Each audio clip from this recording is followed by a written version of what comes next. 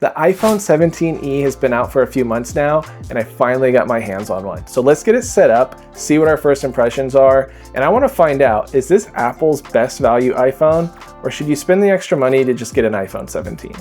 Okay, so first impressions pulling it out of the box.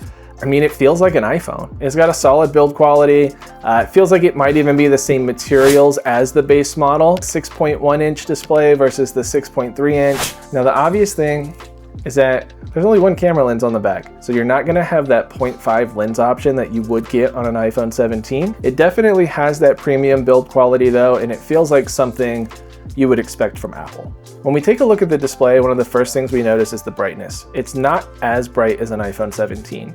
Still a really solid display, but it is noticeably less bright. Another thing to note here is that the refresh rate on the phone is 60 Hertz compared to 120 Hertz on the 17 and above. Also, there's no dynamic island. On the 17e, you just get the classic notch at the top of the screen. When it comes to performance, the iPhone 17e is running the same A19 chip that you're gonna find in an iPhone 17.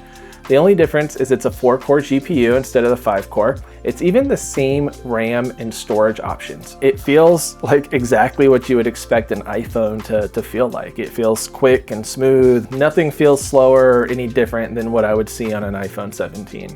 In terms of battery life, it is rated for a little bit less. An iPhone 17 is rated for 30 hours of continuous video playback. The 17e is only 26. I don't know about you, I'm not watching any 26-hour videos. I just need my phone to get from the beginning of the day to the end of the day where I can plug it in and go to bed. It's a 48 megapixel camera with a 1.6 aperture, so it's gonna perform exactly the same as an iPhone 17.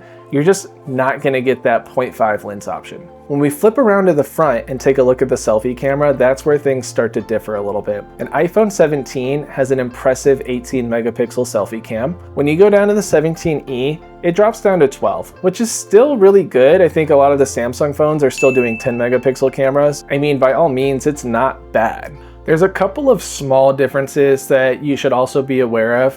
For example, on the 17, there's a camera control button here that you can click and swipe around on to do some camera stuff.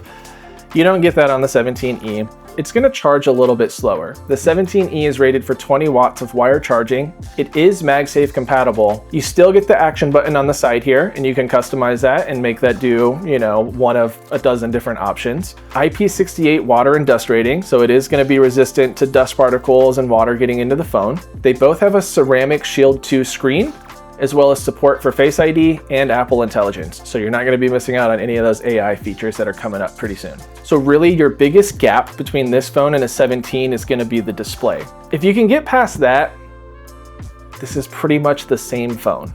If you want the best value and that classic iPhone performance, and you're okay with losing the 0.5 lens and not having the best display on the market, the iPhone 17 is a really great option, especially coming in around $600.